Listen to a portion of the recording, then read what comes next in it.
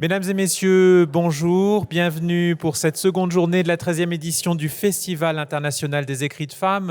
Hier, nous avons pu cheminer du XIIIe siècle jusqu'à l'extrême contemporain et voir comment le désir avait surgi dans les textes de femmes, d'abord sous la forme de l'anonymat, puis ensuite dans la clandestinité des correspondances, puis ensuite sous la forme romanesque avec l'ont souligné les intervenants d'hier, parfois des paradoxes dans la façon de faire surgir ce désir, puis l'invention par beaucoup d'écrivaines d'une parole spécifique, singulière, pour dire ce désir. Ça a été le cas, on l'a vu avec Monique Wittig en particulier. Nous avons, grâce à Coralie Zaonero, hier soir eu un grand moment, je pense, de théâtre, de lecture, dans cette découverte de la voix tout à fait singulière, déchirante, émouvante de Grésilidis Réal. Et aujourd'hui, nous allons donc aborder des voix contemporaines, des romancières, des philosophes, des historiennes, des psychanalystes, des sexologues qui nous diront aujourd'hui comment elles pensent, comment elles écrivent le désir. Et vous allez voir apparaître, je pense, je ne trahirai rien des rencontres qui vont arriver, un mot qui va revenir tout au long de cette journée, c'est le mot du corps. Ce corps qui était peut-être un peu absent hier et qui va ressurgir, je pense, tout au long des rencontres de cette journée. Je suis très heureux pour débuter ce dimanche d'accueillir Marie Nimier. Je laisse le soin à Josiane Savigno de la présenter, à Sabine Hautepin, dont c'est aujourd'hui l'anniversaire, donc je crois qu'on peut lui souhaiter un joyeux anniversaire. De faire entendre des textes. Je voudrais juste dire à Marie une chose. À chaque fois, enfin, je ne vous connaissez pas bien, sauf à travers vos livres, bien sûr, mais en vous rencontrant, en vous fréquentant pendant cette journée, j'ai pensé à une expression que Colette réservait à ses meilleurs amis, chic type. Eh bien, chère Marie, vous êtes un chic type. Merci. Donc, en dehors d'être une chic fille, c'est une très très bonne écrivaine. Donc je pense que vous la connaissez, que maintenant elle a une œuvre que je dirais imposante, une vingtaine de romans, des nouvelles, des livres pour enfants, beaucoup finalement, j'ai regardé, presque 15, et des pièces de théâtre, 6 ou 7. Eh oui, j'ai regardé, il y a une liste. C'est elle qui a fait tout ça, vous êtes sûre? C'est sûr. Et des chansons. Alors, j'allais dire... le corps, c'est son affaire depuis toujours. Son premier livre s'appelait Sirène, donc déjà le titre, c'est une indication d'un corps très particulier, très singulier. Et puis il y a un livre qui était son deuxième livre, que j'adore particulièrement, il est là, je l'ai vu hier, j'ai recommencé à le feuilleter, s'appelle La girafe. Et là, il y a deux corps, il y a un corps humain et un corps d'animal, un corps d'animal qui finit en squelette, donc c'est plutôt la destruction du corps. Alors, Marie a choisi plusieurs textes, tous très bien. Et moi, j'ai relu 4 livres. Oui, 4. Ouais, c'est ça. Alors, ce qui est embêtant, c'est que j'aurais envie de citer presque tout dans chaque livre, parce que dans chaque livre, il est question tout le temps de corps. On va en parler beaucoup. Alors, il y a un livre, et je pense qu'on va commencer par une lecture de celui-là, qui a failli avoir le Goncourt en 2002, mais vous savez, les Goncourt sont frileux. Alors, donner le Goncourt à un livre qui s'appelle La nouvelle pornographie, je vous dis pas leur tête. Ils ont tous des problèmes avec ça. La plupart sont des mecs. Et donc, ils n'ont pas osé, quoi. Je sais plus à qui ils l'ont donné, d'ailleurs, en 2002. Vous savez? Non, oublié. C'est pas grave. C'est quelqu'un qu'on a oublié, donc c'est pas grave, parce que Marie, on l'a pas oublié. Donc, alors, La nouvelle pornographie, au fond, il est beaucoup question de corps, évidemment, mais c'est un livre plein d'humour. C'est un livre, moi, qui m'a enchantée, parce que ça commence par une histoire avec un éditeur, une société qui s'appelle Joli Cœur, n'est-ce pas? C'est un beau nom pour une société, pas tellement de maison d'édition qui s'appelle Joli Cœur, dommage. Et puis, il est question de... On va voir.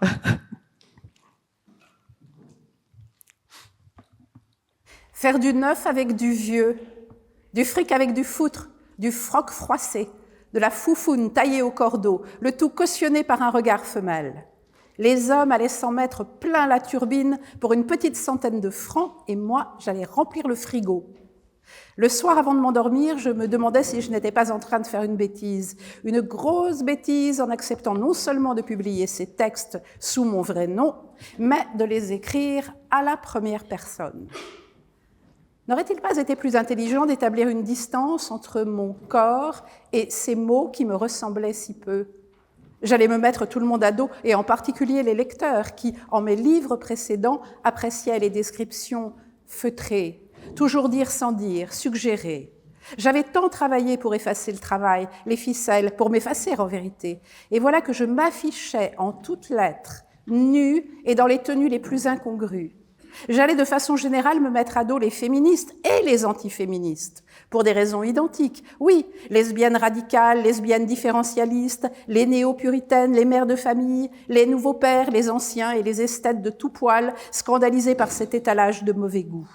J'allais réconcilier tout le monde en faisant l'unanimité contre moi. Je m'imaginais dans la tourmente, répondant péniblement aux interrogatoires, et reviendrait toujours la même question, la même insinuation. Pourquoi avais-je écrit ces textes pornographiques ? Pour de l'argent ? Pour de l'argent ? Je confirmerai, quitte à mentir, pour de l'argent. Voilà qui rassurerait tout le monde. Pas glorieux, mais compréhensible, et surtout coupant court à toute discussion. Alors, Marie-Nini, qu'est-ce qui vous a pris là ? En fait, j'avais déjà abordé le sujet des fantasmes et de la sexualité dans La Girafe, puisqu'il s'agissait de l'amour d'un très jeune gardien de zoo qui venait de l'île Maurice et qui s'occupait d'une girafe. Et c'était vraiment un très grand amour au sens propre, et qui était un livre en fait sur qui était parti de. Je voulais parler des travailleurs immigrés solitaires en France, avec tous les problèmes de corps que ça posait et les problèmes de sexualité que ça posait. Donc, vous voyez, je pars de choses parfois très sociales comme ça, et puis j'en fais des livres qui sont des histoires romanesques. Et donc j'avais écrit ça, mais donc c'était très distancié puisque le personnage était un homme et une girafe. Et là, tout d'un coup, j'avais envie, de me mouiller, c'est-à-dire en fait de vraiment me mettre au centre de l'histoire. Enfin, un personnage s'appelant Marie Nimier, une écrivaine, une pauvre fille qui connaît rien à la pornographie, mais qui a besoin de remplir son frigo, qui gagne pas sa vie, parce que c'est ça aussi le truc d'être autrice et auteur, c'est qu'on ne remplit pas son frigo. Donc là, c'est un peu, voilà, c'est le prétexte, c'est pas mon prétexte en tant que moi, Marie Nimier, mais le prétexte de la narratrice Marie Nimier, c'est de remplir son frigo. Et ce qui m'intéressait surtout, c'est de savoir comment se construisaient les fantasmes. Ça m'intéresse, parce que finalement, on se rapproche du roman, du travail sur l'imaginaire et du travail sur les mots. Comment on appelle la jouissance, comment hommes et femmes appellent la jouissance, et comment la pornographie pervertit d'une certaine façon, ou offre des images qui sont les images stéréotypées et très peu imaginatives, qui prennent place des fantasmes. Et est-ce que ces fantasmes, quand ils sont pas imposés aux hommes à l'époque, c'était il y a quand même 25 ans, maintenant les choses ont beaucoup changé, comment ces fantasmes dirigent leur sexualité et dirigent leur accès au plaisir. Voilà. On va faire un deuxième. Et moi, ce qui m'a beaucoup frappé, j'y reviens, c'est qu'il y a un humour incroyable dans ce livre. Marie Nimier a souvent beaucoup d'humour. On va parler des confidences. Il y a plein d'humour dans les confidences. Mais là, très souvent, dès qu'on aborde le thème de la pornographie, c'est jamais drôle. Il faut un peu désarmer. Je pense que pour désarmer un sexe qui bande, l'humour, il n'y a rien de mieux. On a toutes fait l'expérience. Ça ne marche pas. Je reviens à cette idée d'écrire les nouvelles pornographiques en mon propre nom. Longtemps, j'ai hésité à me mettre en scène de façon aussi explicite, mais il me semble aujourd'hui que c'était la seule façon pour moi d'aborder honnêtement la proposition de l'éditeur. Non que ma propension à me confosser ait gagné du terrain. Du grand déballage, je me sentais fort éloignée, mais pour une raison plus souterraine. Il m'aurait été impossible de faire vivre à une autre, fût-elle imaginaire, les débordements que je m'infligeais en tant que narratrice. Je me mouillais, comme disait mon amie Aline, je prenais sur moi, et par conséquent, symboliquement, j'avais tous les droits. Voilà ce que je gagnais en payant de ma personne, de ma première personne, la liberté de me travestir, de m'inventer, de me remodeler à loisir, sans culpabilité majeure, et même souvent avec une certaine jubilation, et sans autre prétention que de servir le texte qui m'était commandé. La médiocrité habituellement réservée à ce genre de littérature me libérait en outre du souci, jusque-là omniprésent dans mes romans, non pas du forcément bien pensant, mais du bien construit sans doute et du bien tourné, chaque mot ayant sa place dans la spirale du récit, chaque accessoire son utilité. Cette notion de destin ou de chemin accompli entre le premier et le dernier mot d'un texte était dans le domaine de la pornographie réduite à sa plus simple expression. À la fin, était la jouissance. Un but aussi précis et fugace appelait un traitement léger. Je n'avais pas besoin d'alibi grammatical, pas besoin d'habiller mes personnages de phrases décoratives, comme on fourre un morceau de beurre dans le cul d'un poulet industriel pour l'élever au rang du poulet fermier. Ça donne du moelleux, la troisième personne, de la distance, on met de l'eau dans son encre, la chair est moins tassée, moins capitonnée. Je peux juste dire un mot là-dessus. Comment est arrivée l'idée de la première personne, qui était un peu incongrue pour moi, parce que moi, la pornographie, c'est quand même vraiment pas mon sujet. Enfin, je veux dire, voilà, j'avais jamais, il y avait pas encore Internet, quoi. Je veux dire, j'ai pas été élevée avec du tout ces images-là. Et j'ai toujours, enfin, en tout cas, maintenant j'ai changé, parce que j'ai été exposée à ces images, comme tout le monde. Mais à l'époque, ça me semblait juste dégueulasse. Enfin, vraiment pas du tout érotique, toutes ces images. Donc, comment se mettre à la première personne? En fait, c'est arrivé dans ma boîte un jour un prospectus d'une société qui s'appelait Joli Cœur, justement, et qui était une société qui voulait vendre des planches à repasser chauffantes et aspirantes. Et alors, il y avait la page, il y avait imaginez, je mets comme ça parce que c'était mise en page comme ça, c'était très, je le vois comme ça. Imaginez Madame Marie Nimier, la planche chauffante, aspirante, arrivant. Alors là, il y avait mon adresse, etc. Des choses très personnalisées. Et tout d'un coup, j'ai eu le flash, quoi, du truc de la planche chauffante, aspirante, étant le modèle de la femme parfaite, hein, allongée, immobile, chauffante, aspirante, tout ce qu'il faut. Et par-dessus, je mets la centrale vapeur. La centrale vapeur, si vous voulez, l'image du mâle. Et je construis une nouvelle pornographique avec cette image ménagère. C'est-à-dire une espèce de carambolage entre le pornographique et le domestique. Et dans mes écrits, ça se retrouve assez souvent, le domestique. Je pense que je tiens ça aussi de Marguerite Duras, curieusement, qui était très, voilà, une bonne enfin, moi, je suis pas bonne cuisinière, mais je veux dire, qui parlait des choses de la maison, voilà, dans la vie matérielle, par exemple. Et j'aime beaucoup associer univers domestique et pornographie, ou univers domestique et sexualité. Voilà. Est-ce que vous êtes comme Marguerite Duras, qui ne pouvait pas commencer à travailler sans avoir fait son lit? Vous aussi? Ah oui. Ouais. Moi, je peux pas faire, ouais. Même si c'est pas dans la même pièce. Bon, non, moi, si c'est pas dans la même pièce, je laisse aérer quand même. Ouais, non, parce que c'est pas mal d'un peu laisser aérer le lit, quoi. Mais si c'est, l'hiver, je suis dans la même pièce pour travailler parce qu'il faut chauffer. Il faut faire le lit. Je fais le lit. Je n'aère pas le lit, j'avoue. On en a encore un peu de la nouvelle pornographie. L'éditeur se posait une multitude de questions sur les fameux méandres de la psychologie féminine en général et de la mienne en particulier. Il voulait savoir, par exemple, si les femmes pouvaient être excitées par le spectacle des organes. Il me regardait comme si, appartenant à la caste femelle, j'allais lui apporter une réponse générique et définitive. Je lui retournais la question. Qu'en pensait-il, lui, personnellement? À son avis, non. À son avis, les femmes n'éprouvaient que de la répulsion devant cet étalage de chair vivante. L'image de leur corps, véhiculée par certaines photos pornographiques, cette netteté chirurgicale, ne correspondait en rien à ce qui pouvait les conduire au plaisir. Il comparait cela à l'écoute de sa propre voix, sa voix enregistrée, insupportable, tant elle ressemblait peu à la perception intime que nous en avons. Je hochai la tête. Oui, au début, au premier abord, sans doute étais-je d'accord avec l'éditeur. Quoique, j'aurais aimé qu'il me dise ce que les hommes, ou lui, plus simplement, trouvaient d'exaltant à ce genre de présentation. Avaient-ils besoin de réduire les attributs féminins à l'état de barbaque pour satisfaire leurs besoins intimes de pouvoir? Était-ce le moyen qu'ils avaient trouvé pour se rassurer? Une mise au point plus vraie que nature pour dépasser leurs frayeurs enfantines? Regardez attentivement, semblait dire tous ces cons en plan rapproché, ces lèvres écarquillées.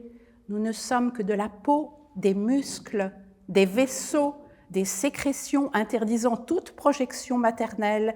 Et vous, avec votre grosse belle saucisse bien propre, toute lisse, sans couture, vous allez nous fourrer, nous obturer, nous bouchonner, enfin, en un mot, nous combler. Le sexe de la femme est inquiétant. Son appétit légendaire vous cause des soucis érectiles. Un vagin n'est pas un gouffre, ni un trou béant.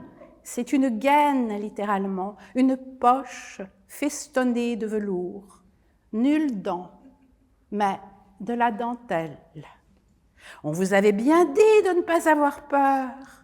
Voilà ce que ressassent les figures les plus crues de la pornographie, pensais-je. Et une autre partie de moi allait encore plus loin, une partie mystérieuse, issue du va-et-vient évoqué dans les pages précédentes, se disait que ces gros plans révélaient la dimension sublime de nos corps, leur dimension sacrée, organique, sans maquillage putassier, sans déguisement avilissant, ni vaseline sur l'objectif, et qu'il s'agissait là du plus bel hommage que l'on pouvait nous rendre, un hommage sans ménagement. Merci Sabine, c'est vraiment... Il faut entendre les écrivains, il ne faut pas seulement les lire, il faut les entendre. J'ai avalé un chat, c'est une histoire pornographique. Mais à un moment dans le texte, il y a eu le mot « la voix ». Donc dans le corps, il y a la voix. Et la voix, c'est aussi quelque chose qui vous habite depuis longtemps, puisque vous avez commencé par chanter. Oui, j'ai tout fait pour ne pas écrire et ne pas parler. Donc j'ai fait en fait assez peu d'études, mais j'ai fait des études de mime, curieusement, comme Colette, et avec Étienne Decroux, et j'ai chanté dans les rues. Je sais, je vous ai entendu. C'était très bien. Vous devriez recommencer. Ah non, pitié, c'est quand même pas une bonne... c'est quand même pas un très bon souvenir finalement, parce que c'est dur, hein, c'est dur. Je préfère être avec la page toute tranquille, mais d'être dans la rue comme ça, puis il y a une personne qui vient, puis une autre personne qui vient, puis encore une autre, et puis... Mais c'était bien ce moment où les gens s'agrégeaient autour de vous. C'est beau de faire des choses dans la rue, parce que c'est comme hier dans le texte de Griselidis Réal, ce truc, je vais prendre un escabeau et puis je vais dire ce que j'ai à dire. C'est un peu ça, le théâtre de rue. J'ai adoré ça, pour l'esprit. Mais se mettre soi-même, son corps, devant les gens, ça, je préfère avoir l'intermédiaire d'une plume, d'un livre. Enfin, voilà. En fait, ça me rendait un peu malade de faire ça. Voilà. Mais on le sait toutes les deux parce qu'il y a une chanteuse qu'on a aimée, toutes les deux et connue, et qui avait ce rapport au corps très important, qui était Juliette Gréco. Oui. Mais vous étiez une très grande amie de Juliette Gréco, et moi j'ai écrit beaucoup de paroles, de textes pour elle. Voilà. Alors donc Marie a choisi des textes qui sont pas dans les 4 livres que j'ai revus, donc on va voir comment on les intercale. Et il faut pas qu'on prenne trop de temps parce que sinon on a le couperet de Monsieur Maget et la guillotine est atroce. Mais quand même, je préfère que ce soit Sabine qui lise plutôt que moi parce que je lis pas si bien. Mais il y a ce livre qui s'appelle Je suis un homme. Je voudrais que Marie en dise quelques mots, mais je voudrais que Sabine lise les 2 épigraphes qui sont de 2 écrivains extrêmement importants et que je crois qu'on aime tous les deux, Marie Nimy et moi, Diderot et James Joyce. Et est-ce que voilà, on peut lire ça? Ça dit beaucoup de choses déjà sur ce livre.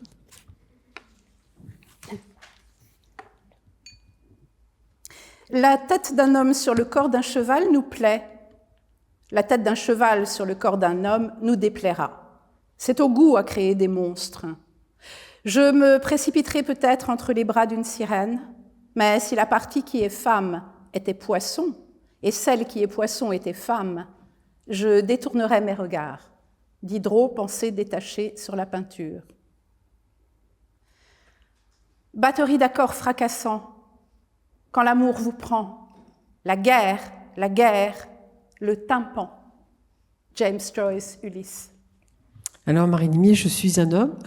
Donc je suis un homme. On continue quand même ce travail sur la construction de la sexualité, en l'occurrence masculine. Là.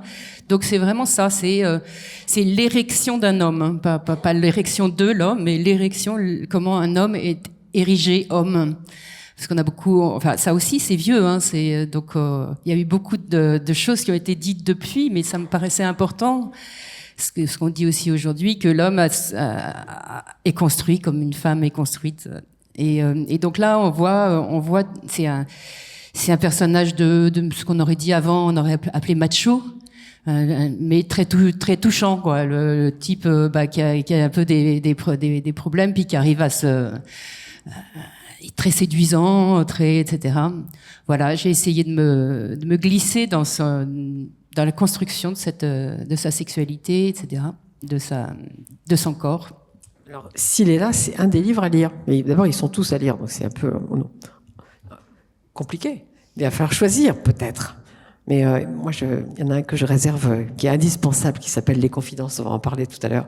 Mais peut-être, qu'est-ce qu'on fait ? On lit le japonais ? Alors oui, peut-être on peut lire un texte que j'ai un petit peu réduit, qui est plus long normalement, mais qui pourrait être une de ces nouvelles dans le recueil de pornographie écrit par une femme, parce qu'on l'a peut-être pas dit, mais l'éditeur commande, parce qu'il voit qu'il y a un marché pour une nouvelle pornographie, plus light, une pornographie pour femmes, ça c'était il y a 25 ans. Hein.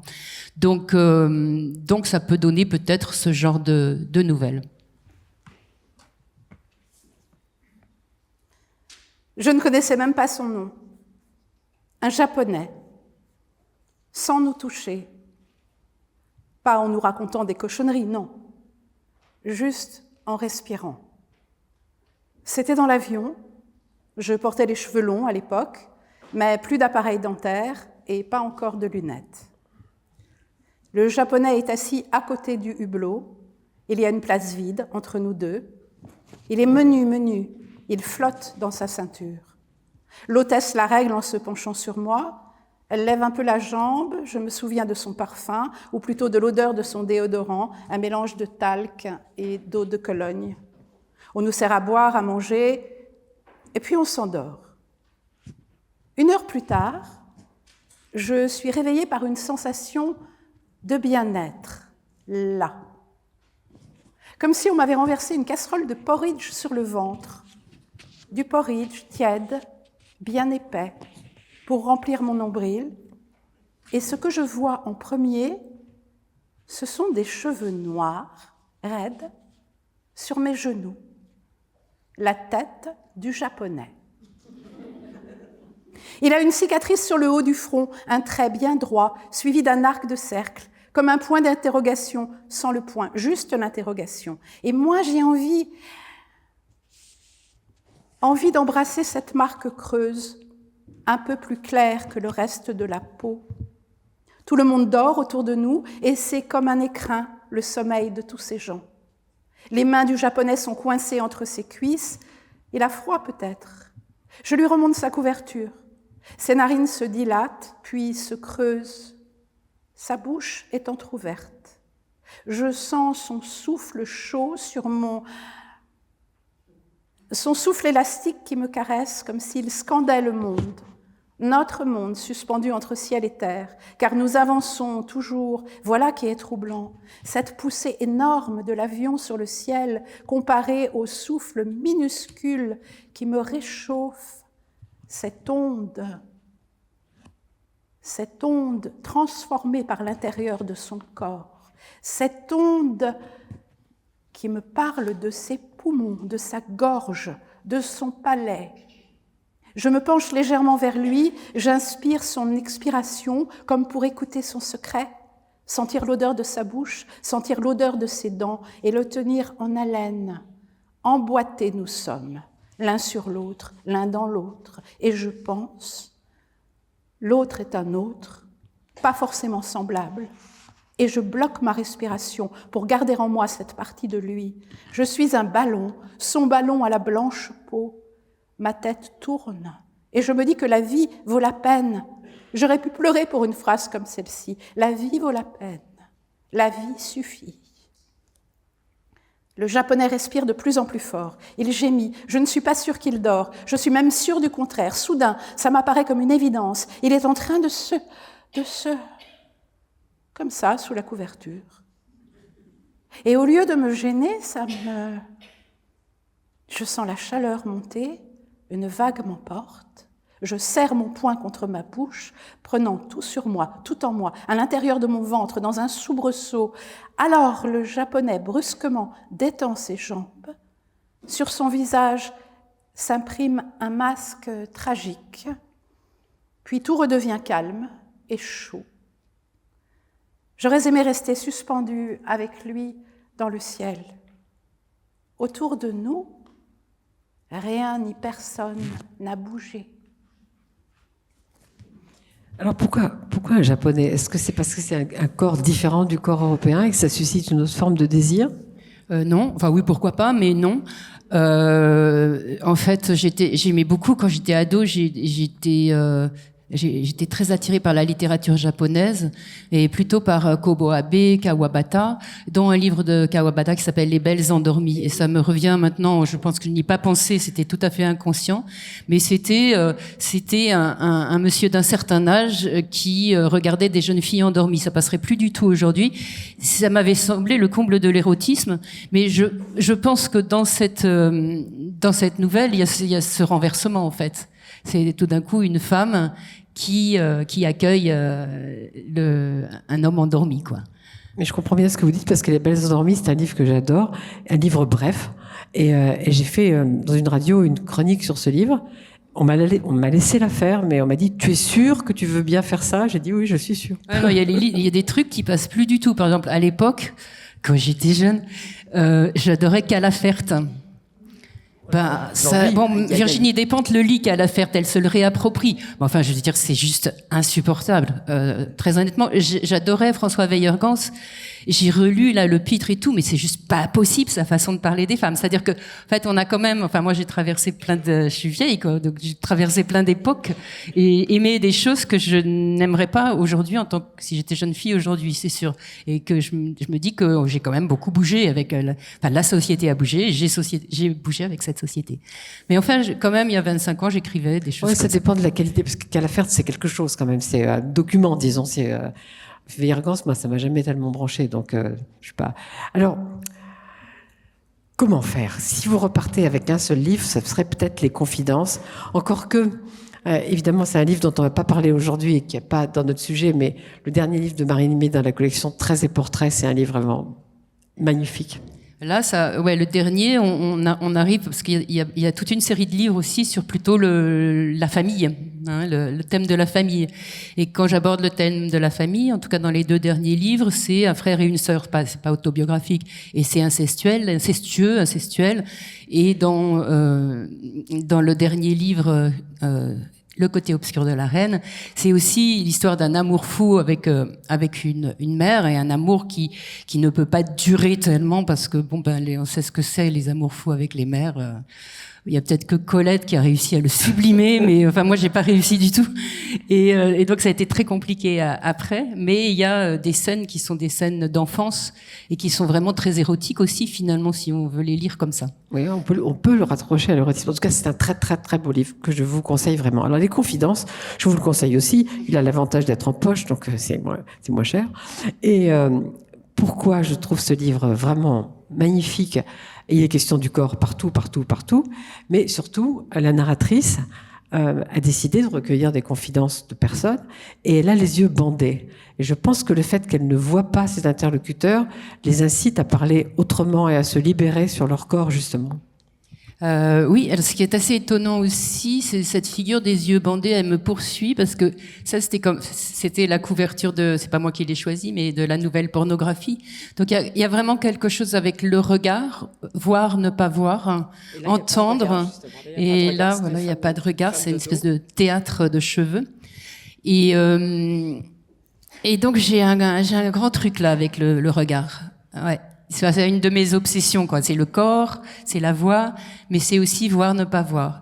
Et peut-être en ne voyant pas, quand on ne voit pas, entendre mieux, ou entendre sans voir, mal interpréter, les mauvaises interprétations. Tout un réseau comme ça aussi, lié à l'enfance peut-être aussi, des interprétations des mots qu'on ne voit pas. On connaît pas encore l'écriture, on les voit pas, on les entend seulement.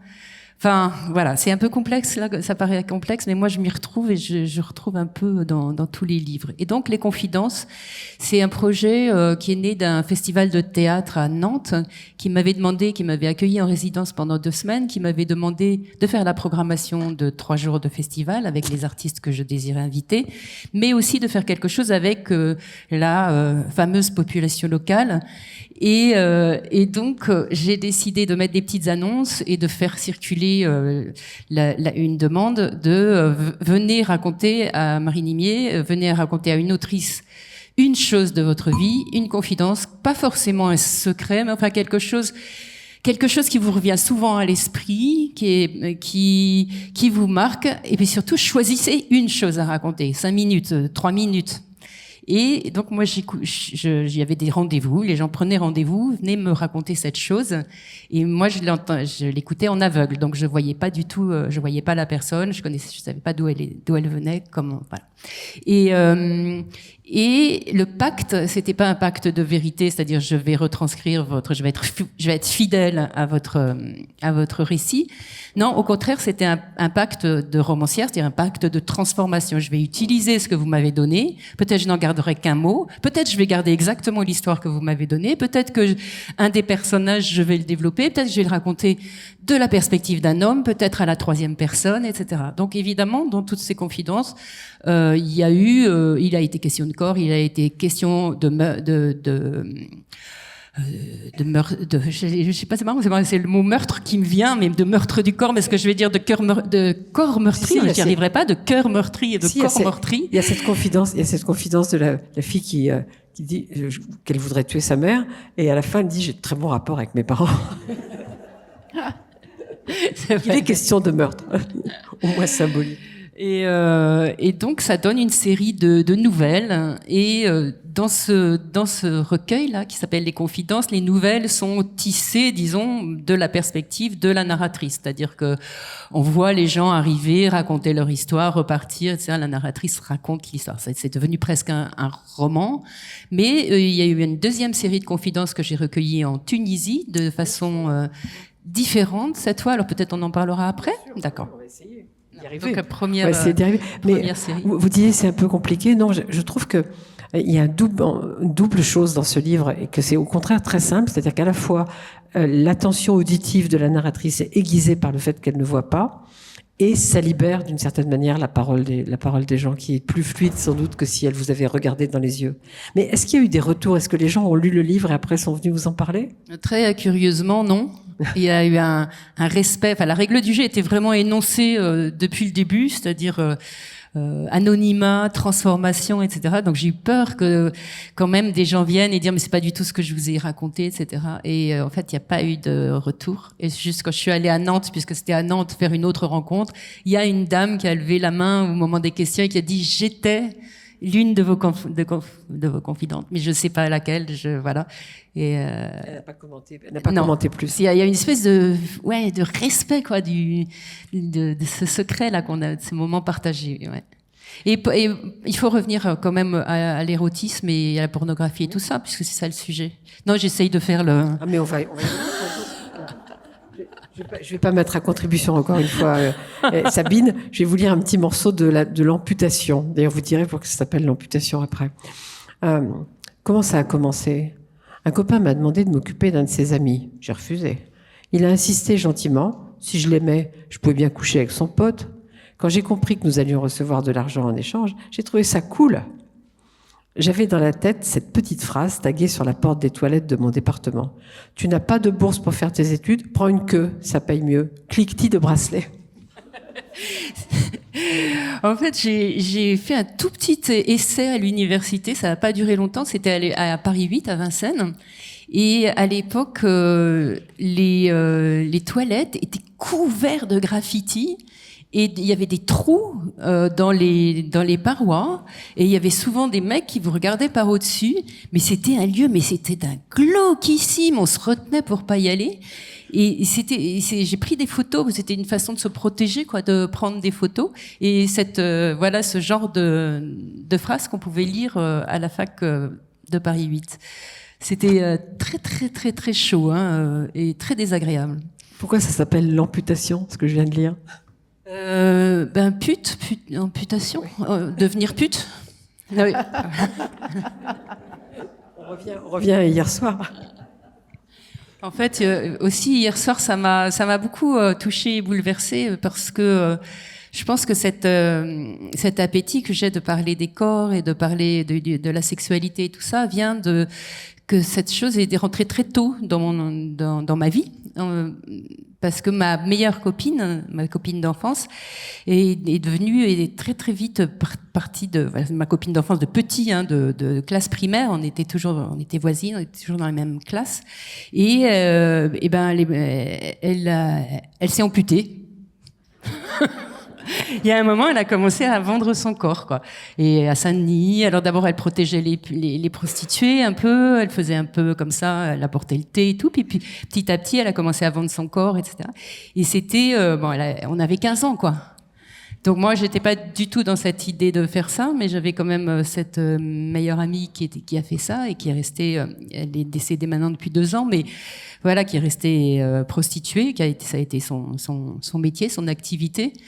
Et qui était très activiste aussi, puisqu'elle s'est occupée du bus des femmes, ça. Donc j'ai été vraiment dans j'ai bien connu cette chose de vendre les corps, et j'ai réfléchi, et j'ai beaucoup discuté avec elle, parce elle disait que c'était la meilleure chose qui ait pu lui arriver et tout ça. Bon, quand je la voyais, je pensais pas que c'était du tout la meilleure chose. Ça a complètement détruite aussi. Mais elle disait que c'était la meilleure chose parce qu'elle a pris confiance dans son corps. Voilà, c'était sa façon de s'opposer à son enfance. C'était sa façon de gagner sa vie sans faire des boulots à la con, comme moi je faisais. Et donc voilà, je pense que en tout cas hier, j'ai été très émue parce que j'ai enfin compris pourquoi j'avais tant parlé de sexualité aussi, parce que c'était rentré très tôt dans ma vie, quoi, de sexualité, de sexualité, de vente, de pornographie, de choses qui correspondent pas ni à mon expérience ni à mes fantasmes. Mais pour vous, c'était une expérience d'autrefois, mais aujourd'hui, c'est un problème assez rude, le fait que beaucoup de jeunes femmes se prostituent pour faire leurs études, ou même plus jeunes, pour gagner de l'argent. Parce que, il y avait un reportage il n'y a pas longtemps, une fille qui disait, moi, je me fais 1 000 euros par jour, c'est formidable. Non, c'est pas si formidable. C'est marrant, parce que les 1 000 euros, c'est de l'argent qui brûle, quoi. Enfin, moi, je voyais avec ma copine, c'était des francs à l'époque, mais c'est de l'argent on achète du steak à son chien, quoi. C'est-à-dire qu'en fait, on le dépense, cet argent. On peut pas le garder, on peut pas construire quelque chose, on peut pas. Enfin, en tout cas, moi, c'était l'expérience que j'ai vécue avec elle. Et donc, elle dépensait beaucoup dans la drogue aussi. Et donc, c'est ce cercle. En parlant de la nouvelle pornographie, je disais qu'il y avait beaucoup d'humour, mais il y a de l'humour aussi toujours chez vous. Je vais lire juste quelques lignes du chapitre qui s'appelle « Maquillage ». Il voudrait, dit-il, mettre du rouge à lèvres et se maquiller les yeux tout en restant un homme. Il voudrait que son ami l'aime parce qu'il est un homme et non pour son côté féminin. Il préfère le mot gay plutôt que le mot homo. Homo, ajoute-t-il le plus sérieusement du monde, ça me fait trop penser à la lessive. Mais c'est vrai que là, nommer, c'est très important, quoi. Nommer, c'est notre travail, les écrivains, les écrivaines, c'est mettre des mots.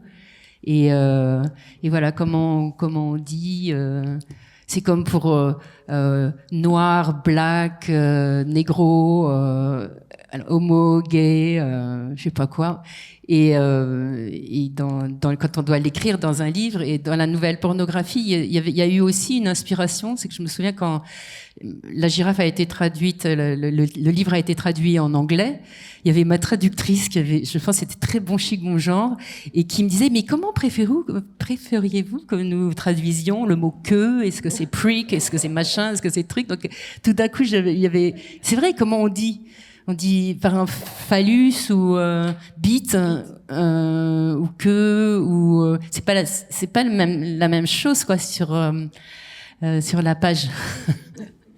Et là voilà, donc moi je suis toujours très attentive aux mots et je trouve très important et ça change aussi. Là il y a des choses probablement qui ont vieilli, j'entends même mon usage des temps de la langue a beaucoup changé et les mots aussi, ils ont évolué. Alors, comme vous voulez qu'on parle quand même toujours du corps, dites un petit mot de cette histoire torride entre un prof et son élève dans ce livre. Ah, vous l'avez oublié? C'était l'élève qui harcelait son prof. Harcelait son prof, voilà. Mais ça a marché. Ça, c'est un témoignage que j'ai eu. Ça marchait, elles ont fait l'amour comme des reines, dites-vous. Oui. Ouais. Il y a eu des belles confidences dans celle-là. En effet, là, je suis restée assez proche. Alors, en même temps, assez proche de ce qu'on me raconte. Mais est-ce que ce qu'on me raconte, c'est pas quelque chose d'inventé? Je n'en ai aucune idée. La vérité, c'est pas ça mon truc. Je n'étais pas en quête de vérité, j'étais en quête d'histoire. Donc, est-ce que cette jeune femme qui me raconte ça, comment elle a harcelé son prof, que finalement elle est parvenue à ses fins, et comme c'était génial, je l'ai pris comme elle me l'a raconté. Voilà. Je ne sais pas si c'était peut-être un fantasme de sa part aussi. C'est pas à moi de juger, quoi. Oui, mais justement, c'est important ce que vous venez de dire, parce que c'est pas du tout un livre de témoignages, les confidences.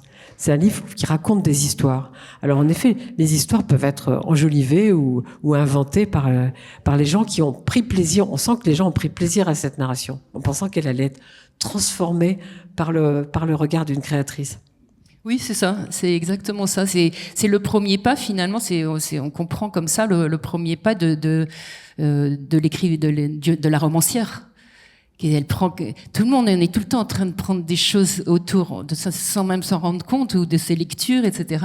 Et puis il y a ce petit décalage et ça devient romanesque et ça devient de la fiction.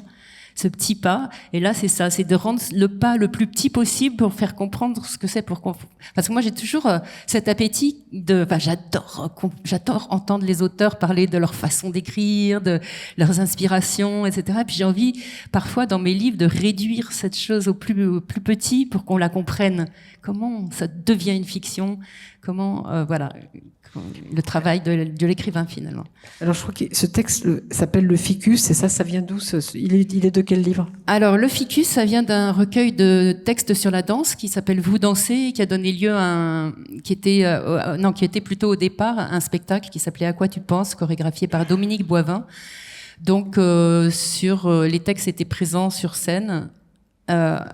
Soit avec un comédien et un danseur, soit le danseur donnait le texte, soit en voix off, enfin et voilà, il y avait un de ces textes que j'ai réduit aussi pour pouvoir vous en offrir un peu, parce que l'animalité est très importante pour moi, mais le végétal aussi, donc une espèce de grand écart entre le végétal et l'animal dans mes histoires autour de la sexualité. C'est pas seulement des hommes, des femmes, des machins, enfin des gens qui ont des jambes et non, j'ai toujours eu envie d'aller dans d'autres sphères, et la sphère végétale aussi. Nous habitions un appartement rempli de plantes vertes. Il portait des pantalons framboises écrasés. Et aussi, il avait une collection impressionnante de chemises étriquées, des chemises qu'il boutonnait jusqu'en haut, même en été. Mais à la maison, il se promenait le plus souvent en peignoir. C'était un homme, un homme flottant. Moi aussi, je flottais. Nous flottions tous les deux comme des nénuphars dans ce grand appartement qui donnait sur les toits. Nous faisions partie du paysage. Pendant des heures, il essuyait les feuilles des ficus. Avec cette même application, cette même douceur, cette même patience obstinée, il me caressait. Tout méritait la même attention. Les chevilles et les feuilles, les nervures et la bouche, le mollet, le tronc, les lignes de la main, chaque centimètre carré de mon corps, comme on effleure le dos des livres d'une bibliothèque qui vous impressionne. Des heures comme ça, ficus, poignet, ficus, bras, ficus, ficus, ficus, genoux, mollets, plante des pieds. Tout pour lui était égal, tu comprends? Égal, indifférent. Et pourtant, il était attentif. Comment expliquer? Un corps qui bouge pleinement, absolument présent, mais présent à une autre réalité. Comme un danseur qui danserait merveilleusement, mais pas pour toi. J'attendais tout de lui. Il m'en a donné trop. Trop. Mais à côté, comme on arrose une plante à côté de son pot. Je ne pouvais pas lire, jaunir, perdre mes feuilles. Il n'y voyait que le signe d'un changement de saison. Un soir, je l'ai quitté. Je l'ai planté là, avec sa chiffonnette et son brumisateur. Souvent, je pense à lui, à sa façon de mettre ses bras en collier autour de mon cou, sa façon si lente, exaspérante, de me conduire au plaisir. Je me dis qu'un jour, il sera là, parmi les spectateurs. Il me fera un signe. Je le trouverai très vieux. Lui aussi, évidemment, aura du mal à me reconnaître. Mais on ne le dira pas. On se dira « Tu as l'air en forme ?» Et puis on se serrera l'un contre l'autre pour ne plus se voir. Merci. Bon. Je voudrais quand même remercier pour cette lecture absolument magnifique. J'ai jamais entendu ce texte comme ça. Et c'est assez drôle parce qu'en fait, ce texte, on en revient à Monique Wittig ou à Garetta. Là, on peut imaginer que c'est une femme et un homme, mais en fait, pas sûr. On ne sait pas. Ça peut être deux hommes. À la lecture, on peut pas savoir qui est le jeu, qui est le narrateur ou la narratrice. Bon, alors j'ai regardé l'heure, parce que comme vous savez, je suis terrifiée par Frédéric Maget, qui déjà m'a fait des signes. Bon, et je veux qu'on finisse par le texte, le dernier texte qu'a à lire Sabine, mais je veux quand même qu'on parle des Confidences tunisiennes, parce que on a parlé de livres dont vous dites c'était il y a longtemps. Confidences tunisiennes, c'est pas il y a longtemps, c'était en 2024, ouais. Donc ça parle de problèmes dont on débat aujourd'hui. Il y a certains qui sont pas très drôles. Par exemple, il y a un chapitre qui est assez tragique, je trouve, c'est le chapitre qui s'appelle Le Contrôleur. Oui, donc même chose des confidences, sauf qu'on est en Tunisie, qu'il n'y a plus de bandeau sur les yeux parce que c'est juste impossible de rencontrer là-bas des gens avec un bandeau sur. Enfin, le code ne fonctionne pas. Et en fait, les gens venaient toujours par petite annonce ou par téléphone. Et j'ai eu des récits de vie incroyables que j'ai transposés parce que ces filles ou ces hommes qui me parlaient, il fallait absolument pas qu'on les reconnaisse. Enfin, il faut quand même voir que l'homosexualité, par exemple, est encore punie de 3 ans d'emprisonnement, etc., puisque c'est en train de se refermer. Là, c'était un peu ouvert quand je suis venue, mais c'est en train drôlement de se refermer. Donc là, il y a des choses qui ressemblent plus à des témoignages qu'à des fictions, même si j'ai toujours essayé d'écrire, d'en faire des nouvelles, mais voilà, je n'irai pas plus loin peut-être parce que je crois qu'il faut qu'on s'arrête. Donc, on a encore 5 minutes, on va les prendre. Là. Et donc, oui, donc le contrôleur, en gros, c'est une histoire de pédophilie et de petites filles qui n'osent pas. C'est une agression sexuelle, une agression sexuelle d'un contrôleur, et en fait là-bas la petite fille elle n'ose pas dire. La jeune fille elle n'ose pas dire parce qu'il y a un respect pour les aînés, et ça m'a mis tellement fendu le cœur parce que cette jeune femme elle a peur des parents aussi. Oui, et puis c'est les aînés, hein. Le contrôleur c'était un aîné, et on a du respect pour les aînés, donc on fait ce qu'ils demandent, et ça m'a bouleversée. Et cette jeune femme, elle m'a fait cette confidence par téléphone.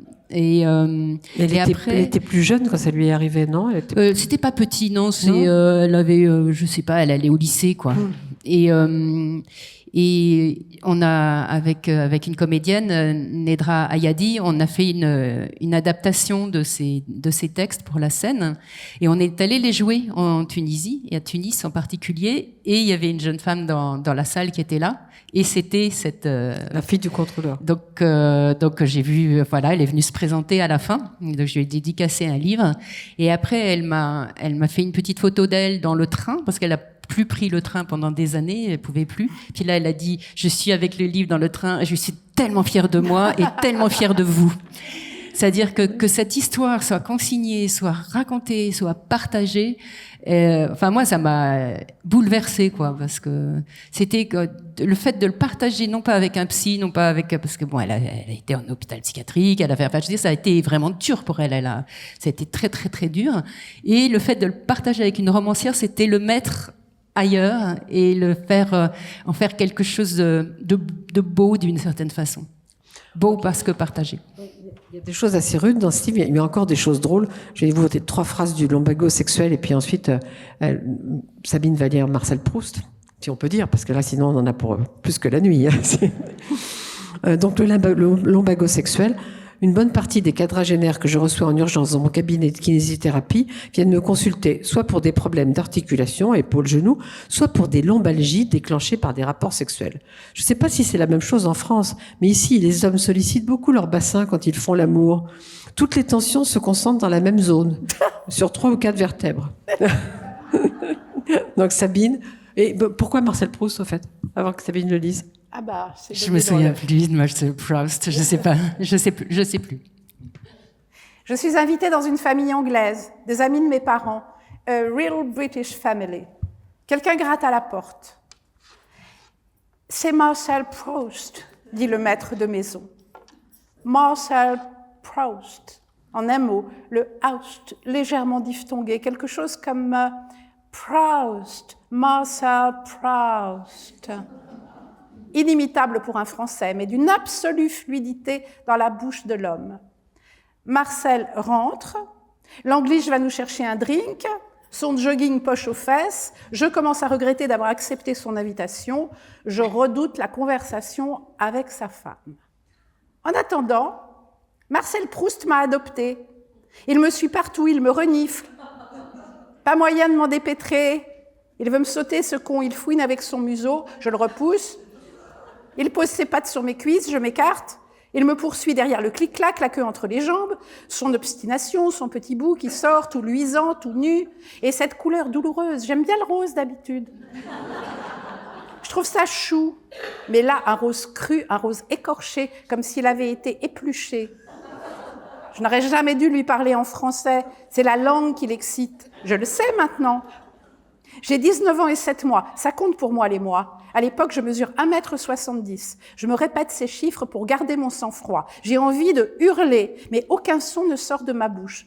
Heureusement, le maître de maison arrive avec des glaçons. Il attrape Marcel par le collier et de l'autre main se met à le caresser. Il le caresse très naturellement entre les pattes de derrière, là, sous mes yeux. Comme ça, dit-il, tout le monde est content. Sic. Comme ça, virgule, tout le monde est content. Giclée, Kleenex, affaire classée. Quelques minutes plus tard, sa femme se pointe. Je me demande si elle sait que son mari branle le cabot. Mon canard, mon lapin, ma petite caille, ça roucoule tous les deux. Boudin, piou-piou, bibiche. Oh, mon petit chat, ma chatoutoune, poussi, poussi, poussi. Tu es au courant? Freddy a une nouvelle poule. Non, pas possible. L'amour est volatile, l'amour évolue-t-il? J'espère qu'elle sera mieux que l'autre grue, m'en parle pas, quelle bécasse. Quelques années plus tôt, 12 ans, vacances à la ferme dans le Limousin, le fermier, un romantique, debout 5 heures du matin, pas de phosphate, aux petits soins pour ses petits pois. Sa femme, pas de femme, il faisait l'amour avec les oies du voisin. Et puis après, il fallait que j'aille détruire les œufs. Il avait peur qu'il en naisse des monstres. Et qu'on découvre sa passion pour les palmipèdes. Ou peut-être était-ce des dindes. Mais oui, je m'en souviens maintenant. Il s'agissait de dindes. Des dindes. Alors, comme vous imaginez, on aurait voulu continuer, mais le bourreau a frappé. Donc on est obligé d'arrêter. Merci Marie, merci Sabine.